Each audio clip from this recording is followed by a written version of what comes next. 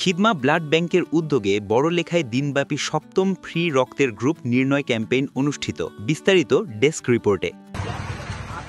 জনসচেতনতা সৃষ্টি ও স্বেচ্ছায় রক্তদানে উদ্বুদ্ধ করার লক্ষ্যে খিদমা ব্লাড ব্যাংক বড়লেখা উপজেলা শাখার উদ্যোগে ২৩ অক্টোবর ২০২৫ বৃহস্পতিবার আজিমগঞ্জ বাজার পয়েন্টে সাগর এন্টারপ্রাইজের সামনে দিনব্যাপী সপ্তম ফ্রি রক্তের গ্রুপ নির্ণয় ক্যাম্পেইন অনুষ্ঠিত হয়।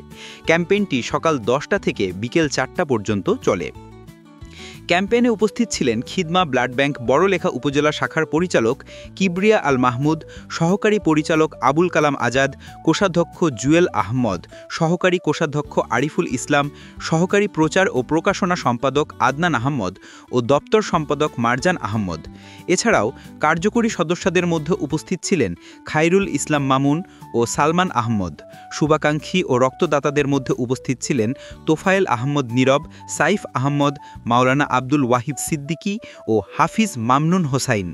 এই ক্যাম্পেইনের মূল উদ্দেশ্য ছিল সাধারণ মানুষের মধ্যে রক্তদানের প্রয়োজনীয়তা তুলে ধরা এবং নতুন রক্তদাতাদের উৎসাহিত করা। আয়োজনে ২০৩ জন মানুষের রক্তের গ্রুপ নির্ণয় করা হয়, যা স্থানীয় জনসাধারণের ব্যাপক আগ্রহ ও সচেতনতার প্রতিফলন। খিদমা ব্লাড ব্যাংকের কেন্দ্রীয় সেক্রেটারি মাওলানা আবু সাইদ ইসহাক সাহেব জানান, খিদমা ব্লাড ব্যাংক প্রতিষ্ঠার পর থেকে দেশের বিভিন্ন অঞ্চলে রক্তদান, চিকিৎসা সহায়তা, মানবিক কার্যক্রম ও সচেতনতামূলক ক্যাম্পেইন পরিচালনা করে আসছে। বড়লেখা উপজেলা শাখাও ইতোমধ্যে সফলভাবে বহু রক্তদান, ফ্রি রক্তের গ্রুপ নির্ণয় এবং পরিষ্কার পরিচ্ছন্নতা কার্যক্রম বাস্তবায়ন করেছে।